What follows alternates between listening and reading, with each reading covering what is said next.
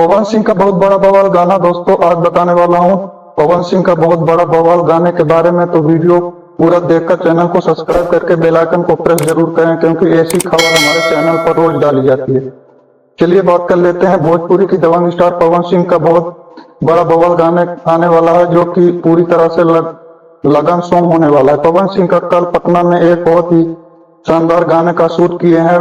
बताया जा रहा है कि इस गाने का राइटर है आशुतोष तिवारी, और संगीत की बात करें तो संगीत दिए हैं प्रियांशु सिंह। गाने को गाकर सुनाने वाले हैं भोजपुरी के दबंग स्टार पवन सिंह और अनुपमा यादव, और वीडियो में नजर आने वाले हैं पवन सिंह, फिल्म शालिनी। और बताया भी जा रहा है पवन सिंह का गाना लगन स्पेशल सॉन्ग होने वाला है। एक फराक 2 आया था, वैसे ही गाने आने वाला है।